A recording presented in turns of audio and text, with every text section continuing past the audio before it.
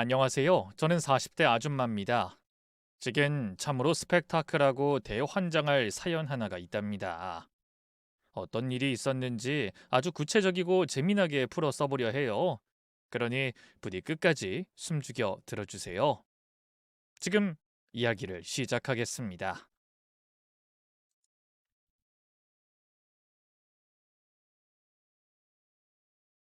대학을 졸업하고 참 운 좋게도 대기업에 취직했습니다. 동기들 중에서도 제일 먼저 사회인이 되었기에 부러움과 축하를 한 몸에 받았죠. 회사 생활은 젊음의 뜨거운 피를 식힐 틈 없이 바쁘고도 즐거웠습니다. 한편으론 힘들기도 하고 스트레스를 받긴 했지만 그래도 남들 다 하는 일이니 참고 할 만했죠. 술자리도 많았고 사랑도 끊임없이 하면서 살았어요. 그러다 마지막 남자친구에게서 프로포즈를 받았고 그와 결혼하게 되었습니다. 그이는 저와 같은 나이, 말이 척척 통하는 데다 남을 배려할 줄 아는 따뜻한 사람이었기에 저는 주저없이 저의 마지막 남자로 선택했습니다. 신혼초는 마치 영화처럼 달콤했습니다. 매일 밤 서로를 껴안고 사랑을 속삭이며 시간을 녹였죠. 그렇게 불꽃 같은 시간을 보내던 끝에 결혼 2년 만에 아들을 품에 안았습니다. 이후 우리는 맞벌이로 분주히 살았습니다. 아이를 키우고 일터를 오가며 하루하루를 살아내다 보니 시간은 물 흐르듯 빠르게 지나갔죠. 아들이 3살이 되던 해 남편에게 작은 균열이 찾아왔습니다. 그때부터 우리는 자주 다투게 되었답니다. 남편은 어느 날 다니던 회사를 홧김에 그만두고 돌아왔습니다. 말 한마디 없이 사직서를 던지고 나온 것입니다. 당신 상사가 몇 마디 했다고 회사를 그만둬? 당신 우리 집 가장이잖아. 제가 분노를 삭히지 못하고 소리쳤습니다. 부장이 하도 갈고대면서 그따위로 일할 거면 때려치우라잖아. 나도 그냥 홧김에 때려치웠다. 나 회사 체질 아닌 것 같아. 퇴직금이랑 엄마한테 손 좀 벌려서 장사나 해보려고. 남편은 무심하게 대꾸했습니다. 정말 이기적이야. 단 하나도 나랑 상의하지 않고 다 자기 멋대로 해버렸네. 난 대체 당신한테 어떤 존재야?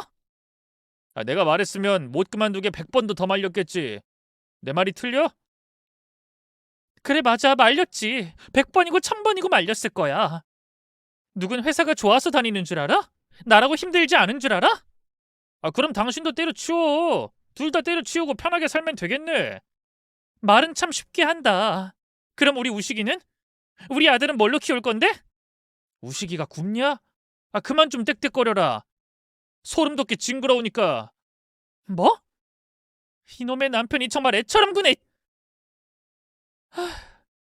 진짜 당신은 이기적인 사람이야. 연애 때만 해도 이렇게 멋대로인 사람은 아니었는데 도대체 왜 이렇게 변한 거야? 남편은 모든 걸 제멋대로 저질러 놓고도 단 한 톨의 미안함도 없어 보였습니다.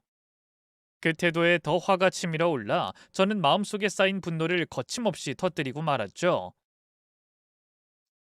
시어머니는 남편이 회사를 그만둔 일을 두고 오히려 아주 잘했다고 하셨습니다.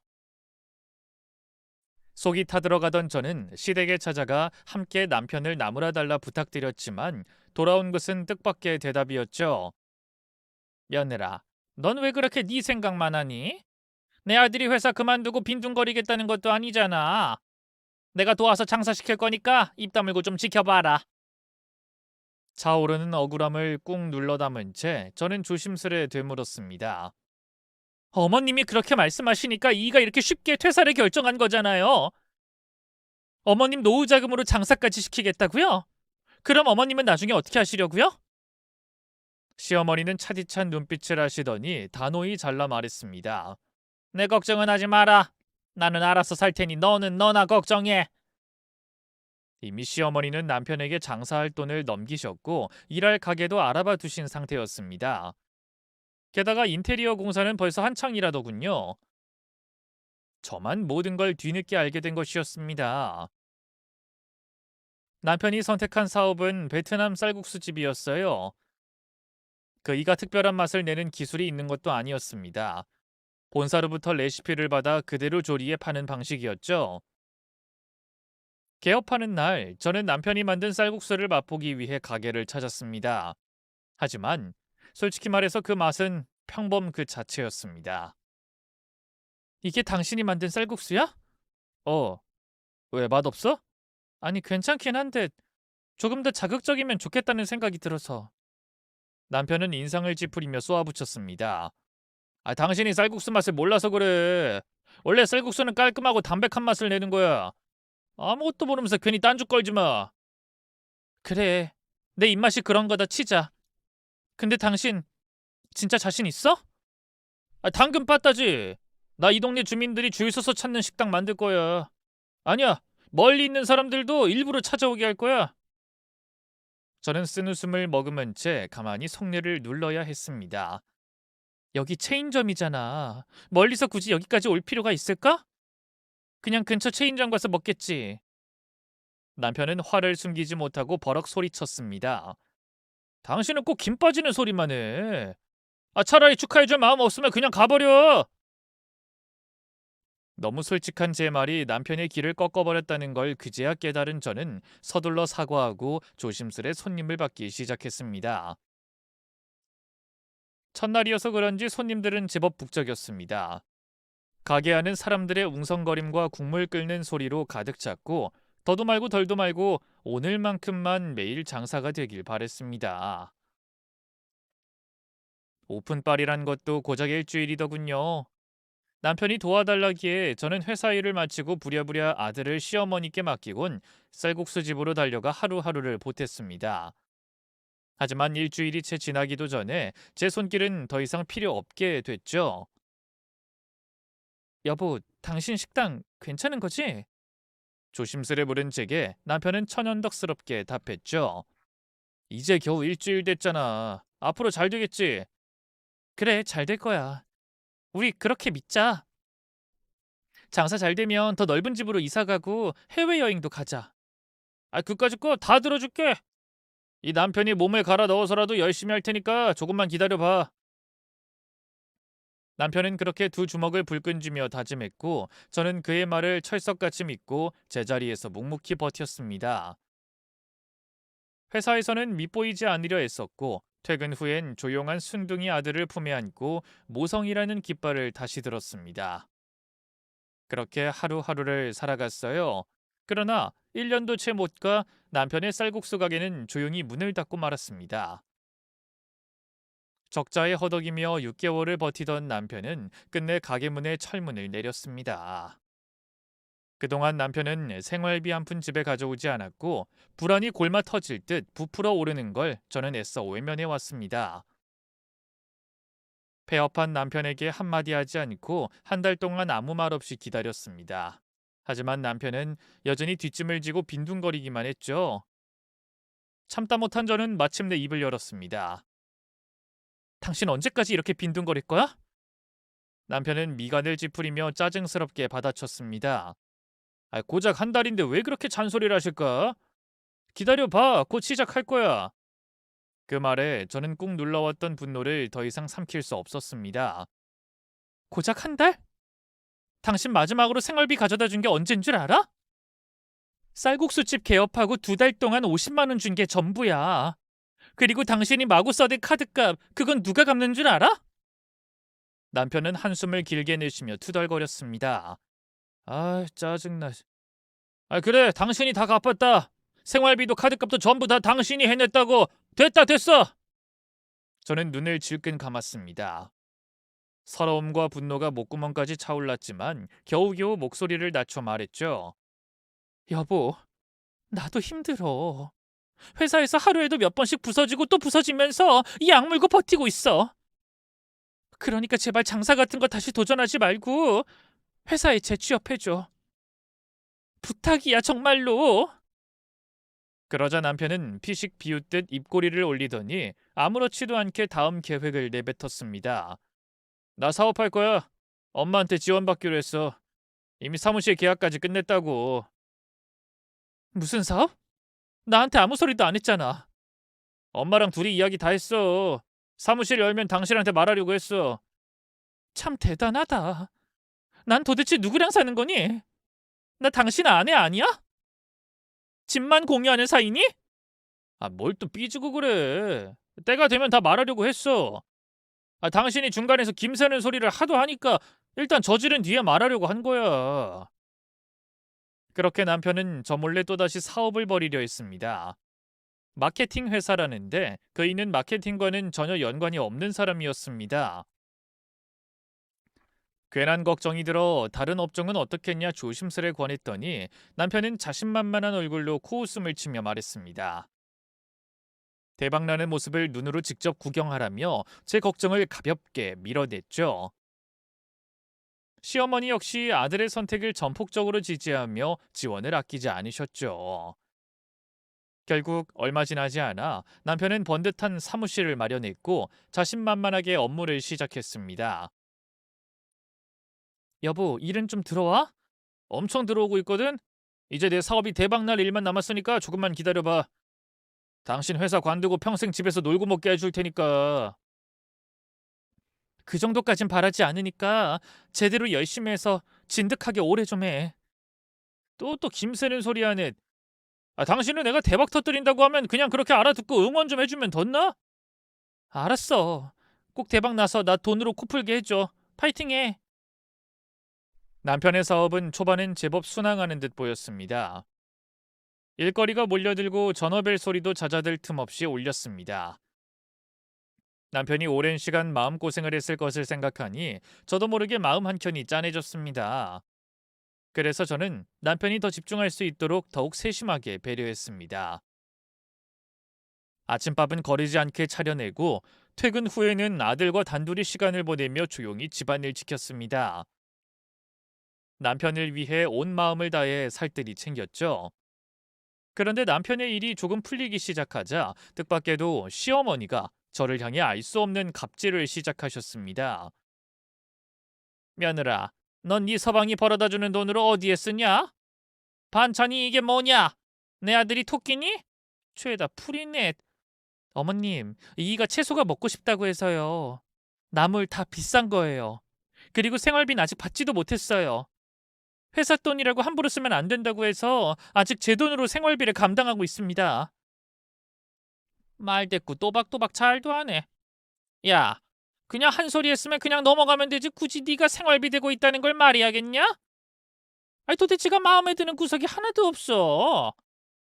넌 바늘로 찔러도 피 한 방울 안 나올 것 같아. 어머님, 저 그 일 내조 잘하고 있어요. 그리고 어머님이 먼저 제가 제대로 못한다고 지적을 하시니까 해명을 한 거라고요. 그래도 잘났다. 아주 잘난 며느리라서 황송하구나. 야, 채소는 너나 먹고 이거 받아라. 고기 좀 가져왔으니까 내 아들 좀 먹여라.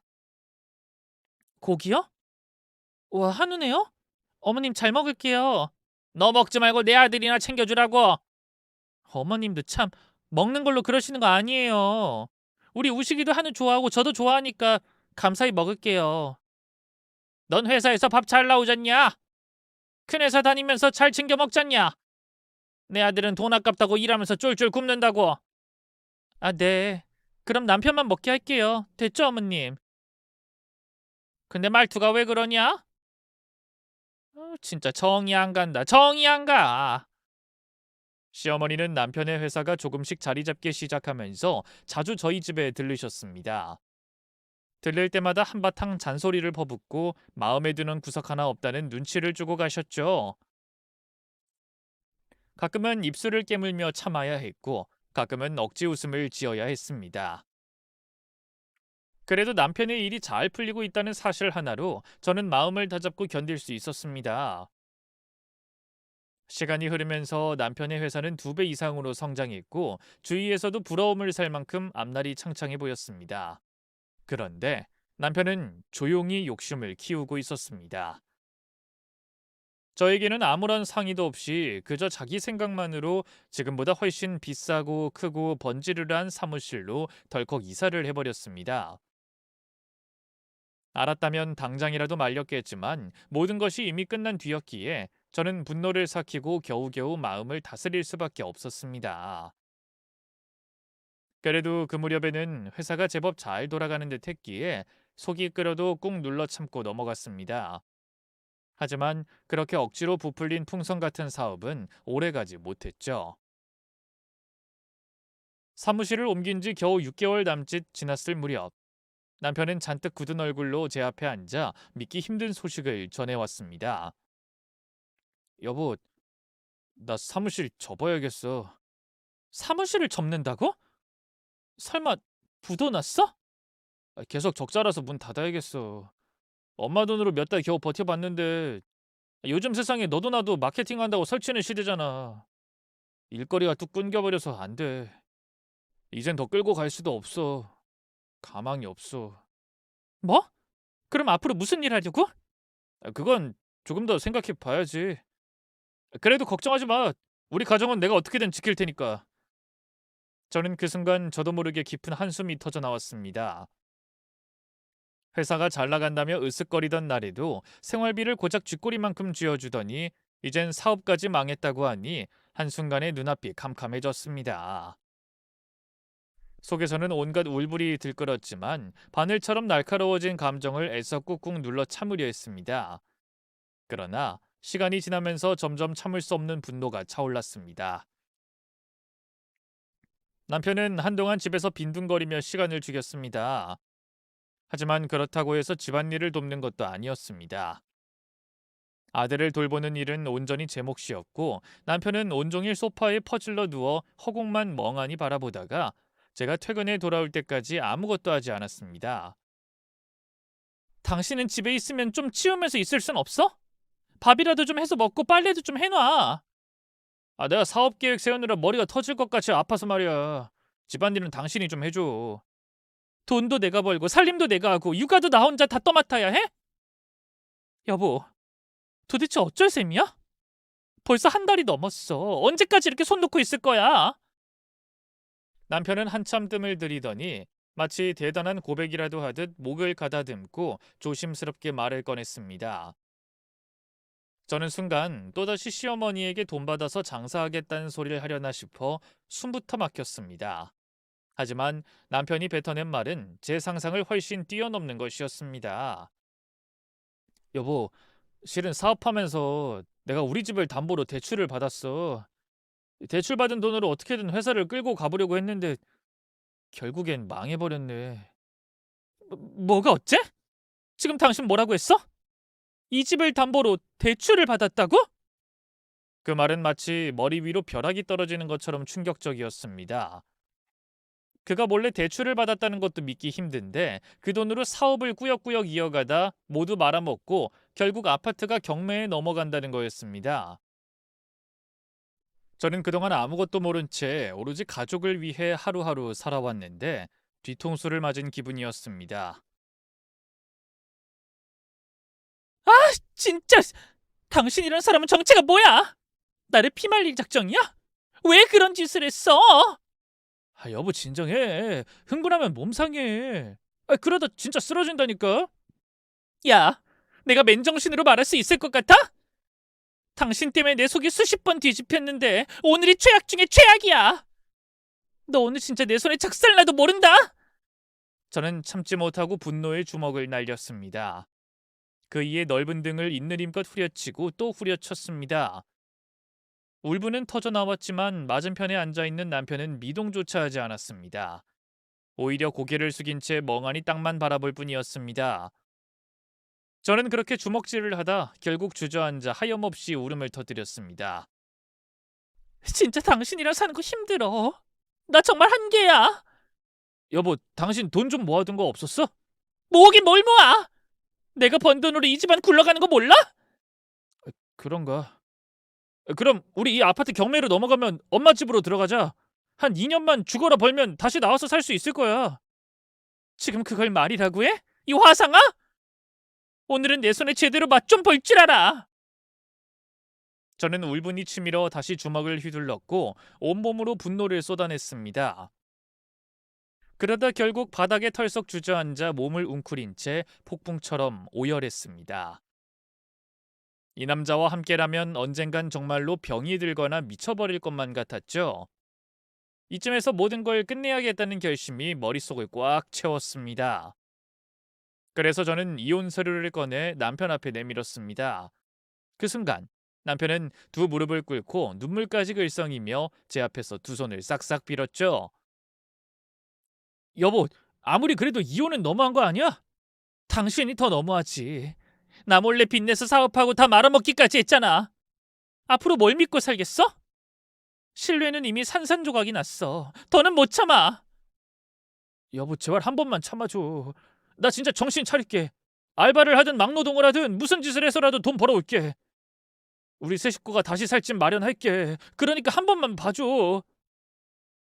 저는 그이의 애원도 아랑곳하지 않고 이혼 서류에 도장을 찍으려 했습니다. 그런데 그때 방문이 벌컥 열리며 아들이 터져나오는 울음과 함께 제 앞에 달려왔습니다. 엄마, 아빠랑 헤어질 거야? 엄마 그러지 마. 나 엄마 아빠랑 같이 살고 싶어. 우시가 방에 들어가 있어. 아, 싫어. 엄마가 아빠랑 헤어지는 거 싫어. 이혼하지 마. 작은 손으로 제 손을 덥석 붙잡고 애원하는 아들의 울음 앞에 꺾이지 않을 것 같던 제 마음은 산산이 무너져 내렸습니다. 저는 그 자리에 털썩 주저앉아 아들과 함께 울었죠. 결국 이혼을 접기로 결심하고 남편과 아들을 데리고 시댁으로 들어가 살기로 했습니다. 시댁에 들어가자마자 시어머니는 저를 보는 눈빛부터 달랐습니다. 그리고 곧장 퉁명스럽게 말을 꺼냈죠. 기왕 들어오는 거 기분 좋게 오면 덧나냐? 네? 어머님, 아무리 그래도 일이 이렇게 꼬여서 오게 된 건데 어떻게 기쁜 얼굴을 할 수 있겠어요? 참 잘났다, 잘났어. 그동안 내 아들을 얼마나 갈궜을지 안 들어도 다 안다. 아무튼 내 집에 들어온 이상 네가 알아서 잘해야 한다. 시어머니 모시고 사는 거니까 제대로 시집살이할 각오해라. 괜히 일하는 거 핑계로 건성으로 하지 말고. 저는 속에서 말이 올라오는 걸 꾹 눌렀습니다. 괜히 길게 이야기하면 더 말이 많아질 것 같아 알겠다고 짧게 대답하고 방으로 들어가 짐을 풀었습니다. 저 때문에 시댁에 들어온 것도 아니고 남편의 사업 실패 때문인데 모든 책임을 저에게 돌리는 것 같아 억울했지만 꾹 참았습니다. 본격적인 시집살이는 생각보다 훨씬 힘들었습니다. 시어머니는 남편만 챙겼습니다. 남편이 좋아하는 반찬을 정성껏 만들고 그의 옷은 따로 손빨래까지 해주면서도 손자인 제 아들은 거들떠보지도 않았습니다. 저는 회사에서 퇴근해 집에 오자마자 아들의 처진 어깨와 벽만 바라보는 모습에 가슴이 답답해졌습니다. 한참을 참다가 결국 말을 꺼냈습니다. 어머님, 아들만 챙기지 마시고 손자도 좀 챙겨주세요. 지금 그이 술안주 만드시는 거예요? 야, 손자는 장난감 가지고 잘 놀던데 뭘 그렇게 잔소리를 하고 그러냐? 우식이 얼굴 좀 보세요. 불편해 보이는 거 안 보이세요? 너무 무심하신 거 아니에요? 참 별걸 다 트집잡네. 너 지금 나랑 기싸움하려고 시비 거는 거냐? 어머님은 조금도 인정하지 않았고 오히려 제가 말 한마디 하는 것조차 불편해하는 눈치였습니다. 저를 무시하는 것도 참을 수 있었지만 아들에게 무심하게 대하는 것은 그냥 넘길 수 없었습니다. 시어머니와의 갈등은 시간이 갈수록 더 심해졌습니다. 제가 직장 때문에 살림을 제대로 못하는 걸 가지고 틈만 나면 막말을 퍼부었습니다. 이 늙은 시애미가 집안 청소랑 빨래까지 다 해야겠냐? 젊은 네가 손이 없니 발이 없니? 어머님, 저도 하루 종일 밖에서 일하잖아요. 집에 들어오면 녹초예요. 그리고 제 남편은 아직 아무 일도 안 하고 있는데 어머님 아들한테도 좀 시키세요. 야, 아무리 우리 아들이 지금 쉬고 있어도 그렇다고 살림까지 시키겠다는 거냐? 너 평소에도 내 아들 부려먹고 살았던 거 아니냐? 요즘은 남편들도 살림 같이 하는 시대예요, 어머님. 남편이 하루 종일 집에 있는데 아무것도 안 하고 빈둥거리는 건 문제가 있다고 생각해요. 그리고 언제까지 일을 안 하고 집에만 있을 건지도 궁금하네요. 제가 이렇게 정확히 짚어 말하자 시어머니는 잠시 말문이 막혔습니다. 대답을 회피하며 화제를 돌리려고 했지만 제가 한 말은 모두 사실이었기에 더는 반박할 수 없었습니다. 그날 이후로 시어머니는 더 노골적으로 저를 미워했습니다. 눈이 마주칠 때마다 한숨을 쉬거나 괜히 소리를 지르는 일이 늘어났습니다. 남편은 그런 상황에서도 중재할 생각은커녕 마치 아무 일도 모르는 사람처럼 방에 틀어박혀 지냈죠. 시댁살이는 점점 더 힘들어졌고 저는 매일 아침 집을 나설 때마다 한숨을 쉬며 마음을 다잡아야 했습니다. 버텨야 했습니다. 하루하루 이 생활이 끝나기만을 기다리면서 말이죠. 한편 남편은 처음 흘렸던 그 숱한 다짐들을 가볍게 저버리고 팔자 좋은 도련님처럼 시댁에 눌러앉아 빈둥거리며 하루하루를 흘려보냈습니다. 날이 갈수록 그의 태도는 느긋함을 넘어 뻔뻔하기까지 했고 저는 속이 까맣게 타들어갔죠. 결국 몇 달을 참다 분노를 삭히지 못한 채 그를 바깥으로 불러냈고 쌓이고 쌓인 울분을 터뜨렸습니다. 당신 도대체 언제까지 이렇게 팔자 좋게 뒹굴 생각이야? 일은 할 생각이 있는 거야, 없는 거야? 시댁에 평생 붙어 살 거야, 뭐야? 이력서 냈다니까 좀 기다려봐. 내가 놀고 먹고 싶어서 이러는 줄 알아? 웃기고 있네. 큰 회사에만 이력서 내니까 당연히 연락이 없지. 눈 좀 낮춰서 현실적으로 지원하라고. 그리고 기억 안 나? 당신 시댁 들어오기 전에 무슨 일이든 하겠다고, 노가다라도 하겠다고 그렇게 입에 침 튀기며 약속했잖아. 근데 지금 이게 뭔 꼴이냐고, 이 무능한 인간아. 아이 진짜 숨 쉴 틈도 안 주고 잔소리만 퍼부으니 살맛이 안 나네. 지겹다 지겨워. 숨 막히는 건 나야, 나. 아침부터 밤 늦게까지 회사에서 일하고 시댁에선 시어머니 눈치 보고 당신한테까지 짜증내지 않으려고 참고 참는 게 얼마나 힘든 줄 알아? 당신이 언제 우리 엄마 눈치 본 적이나 있어? 입만 열면 하고 싶은 소리 다 쏟아내고 살면서 진짜 못해 먹겠다. 당신 진심으로 변할 생각 조금이라도 있는 거야? 없으면 갈라서자 당장. 아유 참, 이 옆에는 이혼하자는 말에 입에 붙었네. 좋아. 그렇게 좋으면 이혼하자고. 나도 네 얼굴 보기 지긋지긋하다 아주. 그이는 끝끝내 고개를 빳빳이 들고 고함을 질렀고 저는 그 자리에 멈춰서서 두 눈을 질끈 감았습니다. 뒷목이 뻣뻣해지고 머릿속은 터질 듯이 아팠습니다. 며칠 뒤 회사에서 일하는 도중 두통이 심해 견디지 못하고 반차를 내고 병원을 들렀습니다. 진료를 받고 나와 보니 세상 모든 힘이 다 빠져나간 듯 했습니다. 아들은 아직 어린이집에서 나올 시간이 멀었고 저는 얼떨결에 근처 카페에 들어가 얼음이 가득 담긴 음료를 주문했죠. 시원한 음료를 앞에 두고 멍하니 유리창 너머를 바라보던 그때 너무도 익숙한 그러나 결코 보고 싶지 않은 얼굴이 눈에 들어왔습니다. 남편이었습니다. 연애할 때 날 바라보던 그 미소를 그대로 간직한 얼굴. 그런데 그가 다른 여자와 다정하게 팔짱을 끼고 걷고 있었죠. 저는 온몸이 얼어붙은 채 손에 쥔 음료를 들고 카페를 빠져나왔습니다. 마치 무언가에 홀린 사람처럼 두 사람의 뒤를 조심스레 밟기 시작했죠. 그러던 중 들려온 대화는 제 심장을 갈기갈기 찢어놨습니다.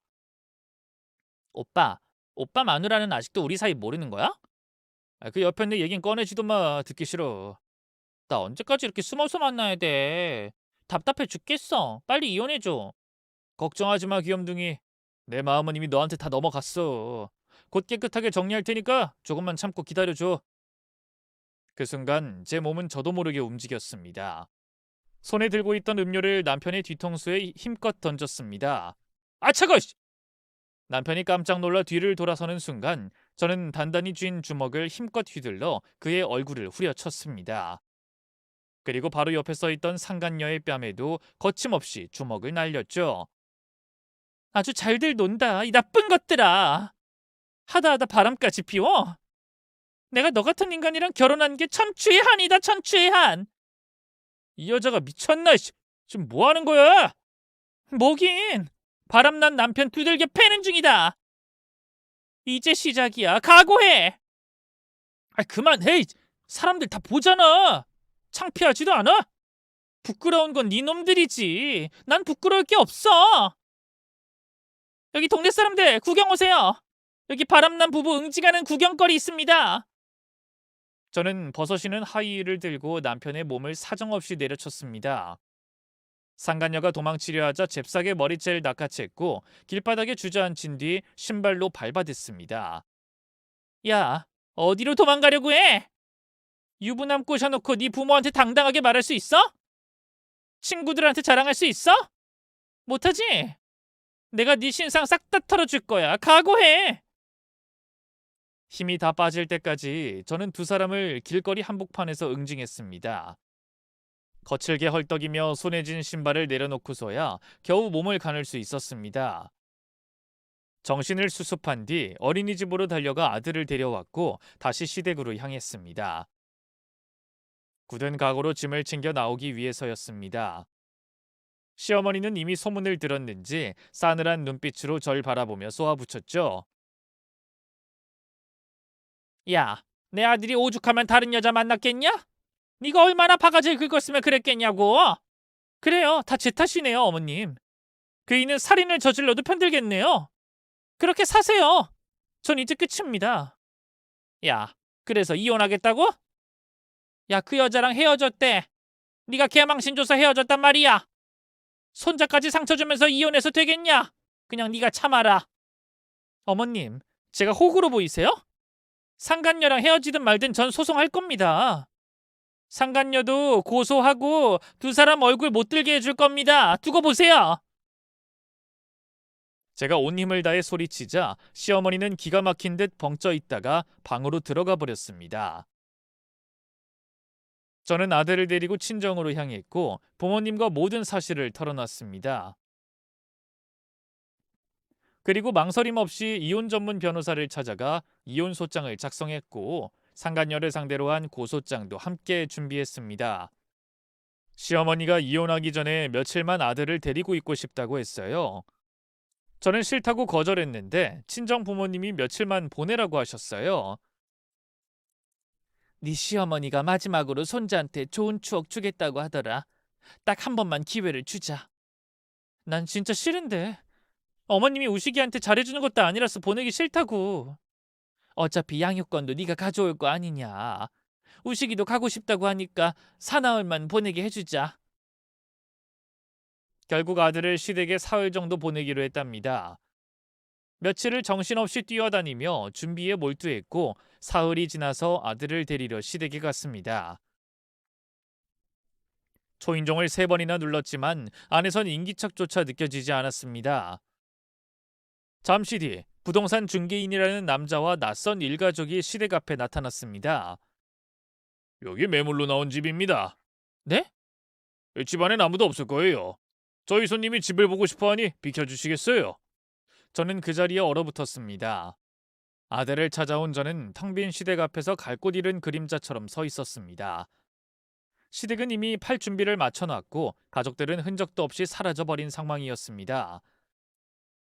아들과 마지막으로 통화했을 때만 해도 분명히 시모집에서 잘 놀고 있다고 했는데 이렇게 집이 텅 비어버린 걸 보니 도무지 알 수가 없었습니다. 대체 어디로 사라진 걸까? 심장이 조여오는 가운데 때마침 제 휴대폰에 아들의 이름이 뜨며 전화가 걸려왔습니다. 아들, 우식아, 지금 어디니? 엄마가 너무 걱정돼서 그래. 대답 좀 해봐. 엄마, 나 미국으로 끌려왔어. 할머니가 이제 우리 미국에서 살 거래. 순간 제 귀를 의심했습니다. 손에 들고 있던 핸드폰이 땅에 떨어질 뻔할 정도로 충격이 몰려왔죠. 미국? 뭐라고? 지금 너 미국이라고? 그게 무슨 말이야, 우식아? 어떻게 된 거야? 할머니 좀 바꿔봐. 당장 바꿔봐. 허둥대는 아들 목소리 너머로 이윽고 시모가 전화를 넘겨받았습니다. 어머님, 이게 도대체 무슨 짓이세요? 미국이라니요? 이게 말이 돼요? 아, 내가 곰곰이 생각해봤다. 아무래도 내 손자를 너한테 넘겨줄 수는 없을 것 같아서 우리 친척이 있는 미국으로 왔다. 여기서 새로 시작하려고. 지금 장난하세요, 어머님? 그건 유괴예요. 불법이라고요. 어서 당장 우식이 데리고 돌아오세요. 뭐? 장난? 난 진지하다. 네가 소송하면 결국 양육권이 너한테 갈 거잖아. 우리 식구는 여기서 살 거니까 너도 거기서 알아서 연애를 하든 남자를 새로 만나든 실컷 네 인생 즐겨라. 우린 너랑은 상관없이 잘 살 테니까. 시어머니는 끝까지 싸늘하고 뻔뻔한 말투를 놓지 않았습니다. 저는 핏줄이 거꾸로 솟구치는 것을 느끼며 입술을 질끈 깨물었습니다. 애써 달래가며 통화했지만 시몬은 끝내 나는 모르겠다 배짜라식으로 나왔습니다. 이혼하면서 위자료 물고 양육권까지 뺏길까 두려워 아예 아들을 데리고 해외로 튄 것이었습니다. 저는 속이 부글부글 끓었습니다. 이런 사달이 날 줄 알았으면 아예 시댁에 아들을 맡기지 말았어야 했는데 하고 크게 후회를 했죠. 머리가 터질 것 같았습니다. 하지만 이대로 무너질 순 없었어요. 정신을 바짝 차린 저는 재빨리 시어머니 친척 중에서 한국에 가까이 남아있는 사람을 수소문하기 시작했습니다.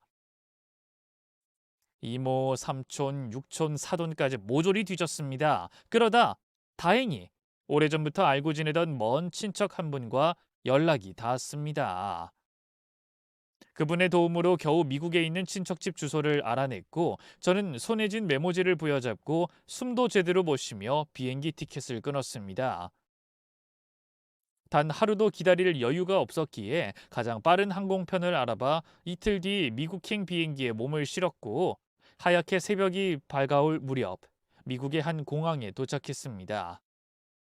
그리고 다시 허름한 렌터카를 빌려 주소를 따라 끝없이 이어진 농장길을 달려갔습니다. 그렇게 기나긴 여정을 지나 도착한 곳은 주변에 이웃도 없이 덩그러니 서 있는 낡고 초라한 시골집이었습니다. 그 집 앞에 서서 저는 핸드폰을 꾹 움켜쥐었습니다. 손끝이 떨리고 심장은 미친 듯이 뛰었습니다. 초인종을 누르자 곧 낡은 나무 문이 삐걱 소리를 내며 열렸습니다. 문틈으로 고개를 내민 것은 주름이 가득한 백발의 노인이었습니다. 누구시죠? 노인은 저를 위아래로 훑어보며 경계심을 드러냈습니다. 우식이 엄마입니다. 제 아들이 이 집에 있다는 거 다 알고 있어요. 문 열어주세요. 당장요. 저는 숨을 몰아쉬며 문틈을 비집고 소리쳤습니다. 노인은 당황한 표정으로 저를 한참 바라보더니 황급히 집 안으로 들어가더군요. 하지만 몇 분이 지나도 문은 다시 열리지 않았습니다. 아무런 인기척도 없었습니다. 초조하고 숨이 턱까지 차올랐지만 망설일 틈이 없었습니다. 창문을 발견한 저는 주먹으로 창문 틀을 밀어 열어젖혔고 거칠게 몸을 밀어넣어 집 안으로 들어갔습니다. 우식아! 우식아 엄마야! 제 절규에 가까운 외침이 허공을 찢는 순간 잦은 발자국 소리가 다급하게 다가왔고 드디어 제 아들이 저에게 달려와 와락 안겼습니다. 엄마! 아들의 작고 따스한 몸이 품에 안기는 순간 터질 것 같던 가슴이 쿵 내려앉으며 눈물이 왈칵 쏟아질 뻔했습니다. 하지만 그 감동도 잠시 집안엔 시어머니와 남편 그리고 이국의 친척 식구들이 잔뜩 모여 저를 매섭게 노려보고 있었습니다. 냉랭한 기운이 방 안을 가득 메웠습니다. 저는 한 손으로 아들을 꼭 끌어안은 채 차가운 목소리로 외쳤습니다. 이게 지금 무슨 짓입니까? 제 동의도 없이 그리고 싫다는 아들을 왜 미국까지 데리고 오셨어요? 그러자 시어머니가 이를 바득바득 갈며 소리쳤습니다. 야! 할머니랑 아빠랑 같이 여행 온 거야! 여기가 좋으면 같이 사는 거고! 야, 너 지금 남의 집에 무단 침입한 거 모르냐? 이 무개인형 기집애야! 당장 이 집에서 꺼져! 내 손자 건들지 말고 이리 내놓으라고! 시어머니의 흉포한 고함에 아들은 덜컥 겁이 나 제 등 뒤에 숨었습니다. 작은 손으로 제 허리를 꼭 부여잡고 두려움에 몸을 떨었습니다. 어머님, 애가 겁에 질린 거 안 보이세요? 제정신이에요? 도대체 미국까지 데리고 온 이유가 뭐예요? 뭐긴 뭐야, 여기서 다 같이 사는 거지. 이게 문제냐? 저는 이를 꽉 물었습니다. 정말 제멋대로세요. 제 남편이 왜 저렇게 된 줄 알았어요. 오늘 확실히 알겠네요. 어머님을 쏙 빼닮았더군요. 제 아들한테는 더 이상 손도 대지 마세요. 시어머니는 눈을 부릅뜨고 저를 째려보며 소리쳤습니다. 야, 너만 없으면 우린 멀쩡하게 행복할 수 있어. 네가 모든 걸 망치는 거야. 당장 꺼져. 좋아요. 이젠 말로는 안 되겠네요. 저는 싸늘하게 대답하며 주변을 휙 둘러봤습니다. 그리고 손에 잡히는 가장 가까운 의자 하나를 번쩍 들었죠. 뭐야, 지금 우리랑 한판 해보겠다는 거냐? 제가 이 먼 미국까지 빈손으로 왔을 것 같습니까? 절대 그냥 안 넘어갈 거예요. 제 아들을 데려가려면 누가 됐든 각오하라고요. 그 순간 시어머니와 친척들이 현관 쪽을 가로막고 버티기 시작했습니다. 저는 망설임 없이 두 손으로 의자를 힘껏 휘둘렀습니다. 의자가 허공을 가르며 시댁 인간들을 향해 내리꽂혔습니다. 친척 어른들은 다급히 몸을 피하며 한 걸음 두 걸음 물러섰죠. 하지만 시어머니는 끝까지 포기하지 않고 저에게 달려들었습니다. 그 순간 저는 냉정하게 의자 다리로 시어머니의 무릎을 가격했습니다. 아! 비명과 함께 시어머니는 그 자리에 주저앉았죠. 이게 지금 시어머니를 패대기 치는 거냐? 이제 남남이잖아요. 자, 더 덤벼보세요. 저도 쌓인 게 많거든요. 오늘 이 자리 평생 잊지 못하게 해드릴게요. 남편이 분노에 가득 찬 얼굴로 저를 향해 돌진하자 저는 재빨리 의자 등짝을 부숴 그의 등을 세게 갈겨버렸습니다. 퍽하는 둔탁한 소리와 함께 남편이 비명을 지르며 주저앉았습니다. 부서진 의자 조각이 사방으로 튀었고 거실 한복판은 아수라장이 되었습니다. 저는 부서진 의자 다리를 잡아던지며 이혼 소장을 꺼냈습니다. 그리고 준비한 소장을 시어머니와 남편 앞에 힘껏 던졌죠. 이혼 소장 송달 완료! 법원에서 얼굴 보자. 재판 안 나오면 훨씬 더 안 좋은 상황이 찾아올 거야. 명심의 논팽이야. 남편과 시어머니는 이를 부득부득 깔며 소리쳤습니다. 야, 여기까지 와서 이 난리를 쳐야 속이 시원하냐? 아니요. 내 아들을 데려간 너희들이 이 난리를 만들어 놓은 거죠.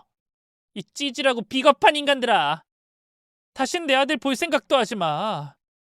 어머님도 이제 손자 얼굴 볼 일 없을 겁니다. 변호사 통해서 접근 금지 신청까지 싹 다 진행할 거니까요. 저는 한마디 한마디에 칼날을 세워 쏘아붙였습니다. 시어머니와 남편은 바닥에 널브러진 채 숨만 가쁘게 몰아쉴 뿐 아무 말도 하지 못했습니다. 그렇게 저는 울고 있는 아들을 끌어안고 집을 빠져나왔습니다. 아들은 차 안에서 터져나오는 울음을 참지 못하고 엉엉 울기 시작했습니다. 엄마, 나 무서웠어. 진짜 무서웠어. 할머니랑 아빠가 갑자기 미국 가자고 했는데 난 싫다고 했어. 근데 무조건 가야 한다고 해서 따라왔어. 그리고 엄마랑 통화할 때 미국에 있다고 말하면 안 된다고 거짓말하라고 했어. 아들의 떨리는 고백에 저는 가슴이 미어졌습니다. 엄마가 정말 미안해. 우리 우식이 많이 무서웠지. 엄마가 미리 알아차렸어야 했는데. 진짜 미안해. 이제 괜찮아. 이제 다 끝났어. 다시는 이런 일 없을 거야. 우리 이제 외할머니 집으로 가자. 저는 흐느끼는 아들을 품에 꼭 안고 꺾이지 않는 걸음으로 공항으로 향했습니다. 그리고 기나긴 비행 끝에 한국 땅에 다시 발을 디뎠습니다. 친정집으로 돌아온 저는 당분간 부모님과 함께 지내기로 했습니다. 따뜻한 친정 부모님의 품 안에서 지옥 같던 시간을 버텨낸 저와 아들은 서서히 안정을 되찾아갔죠. 아들은 생각보다 빨리 밝아졌습니다. 처음에는 어린이집 문 앞에 서서 제 옷자락을 붙잡고 울기도 했지만 며칠 지나자 새 친구들과 잘 어울리며 까르르 웃는 모습까지 보여줬죠. 제가 걱정했던 것보다 훨씬 더 씩씩한 모습이었습니다. 부모님도 온 힘을 다해 우리를 보듬어 주셨습니다. 아들과 저는 매일같이 가족의 온기 속에서 따뜻한 밥을 먹고 포근한 잠자리에 들 수 있었습니다. 밤마다 아들을 품에 안고 조금씩, 아주 조금씩 부서진 일상을 다시 짜맞춰 갔습니다. 그러는 사이 이혼 재판 날짜가 다가왔습니다. 그날 긴장된 마음으로 법원으로 향한 저는 법정 앞 복도에서 시어머니와 전 남편이 함께 앉아 있는 모습을 보게 됐습니다. 시모자는 뭔가 할 말이 있어 보였는지 저를 보자마자 우물쭈물 다가오려 했습니다. 하지만 제 옆에 바짝 붙어 있던 변호사가 날카롭게 가로막았죠. 지금 대화는 일절 안 됩니다. 법정에서 뵙죠. 변호사의 단호한 말에 그들은 더 이상 가까이 오지 못했습니다. 저는 그들을 힐끗 바라보며 조용히 한숨을 내쉬었습니다. 곧이어 시작된 재판은 놀라울 정도로 저에게 유리하게 흘러갔습니다. 남편과 시어머니가 아들을 동의 없이 미국에 이송한 증거, 외도, 무능함 등등 제가 제출한 각종 증거 서류들이 모두 강력한 무기가 되어줬죠. 결국 재판부는 명백히 제 손을 들어줬습니다. 양육권, 위자료 모든 판결이 제 원하는 대로 결정됐습니다. 마치 하늘이 저를 위해 정의의 칼을 내려준 것 같았습니다.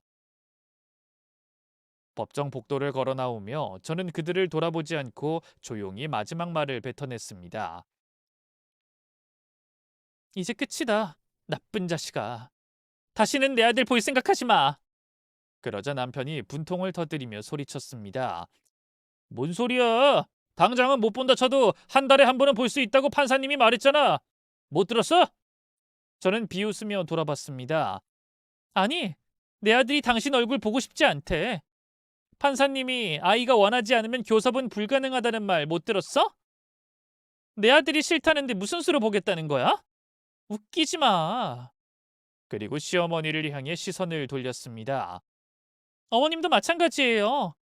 괜히 미국까지 끌고 가서 일을 이 지경으로 만든 것 평생 반성하세요.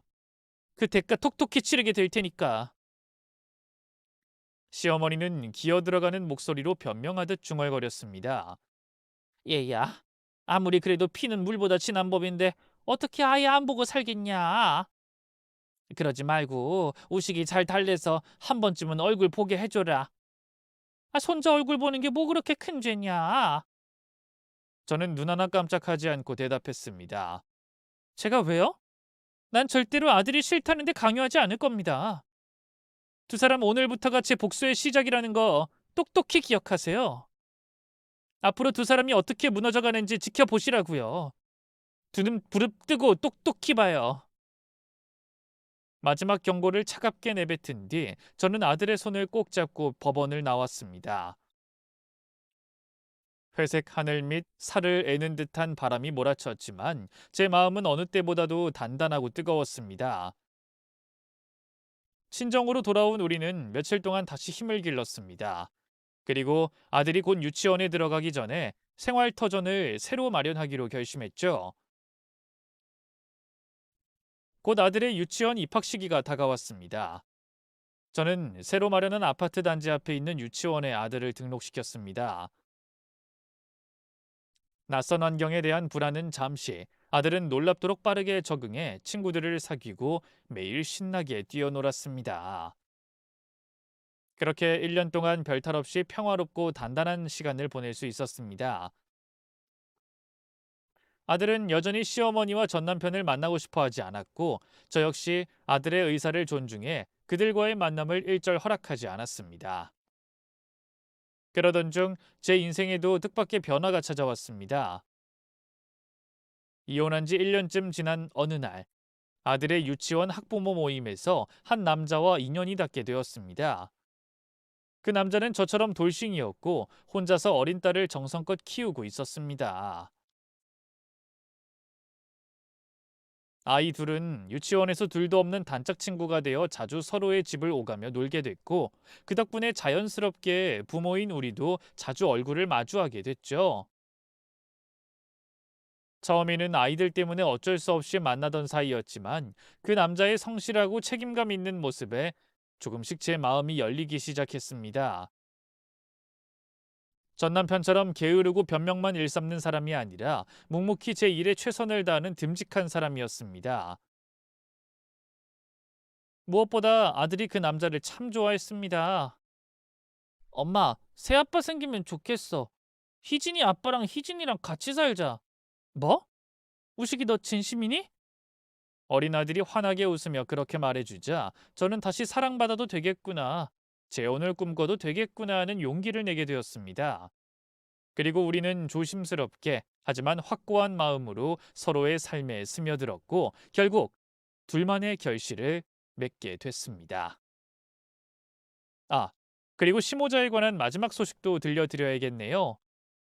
그들은 미국에 남아 사업을 벌이겠다고 여기저기 빚을 끌어다 썼지만 당연하게도 사업은 풀리지 않고 처참히 망해버렸습니다.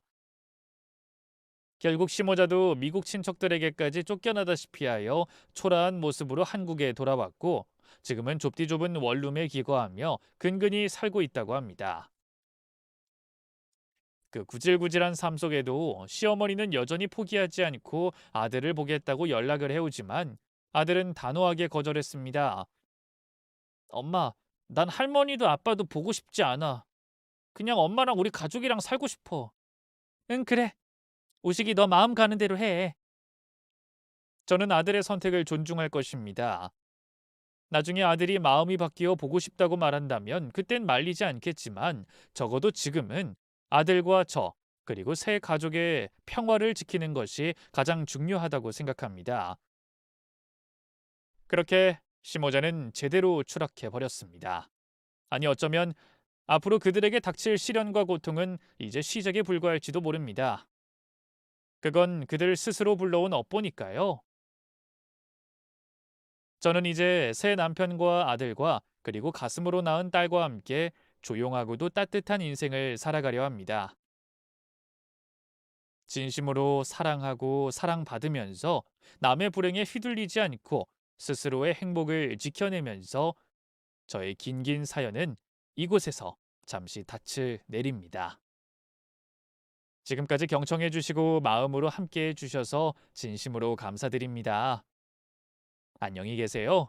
그리고 당신의 삶에도 반짝이는 평화가 가득하게 진심으로 기도합니다.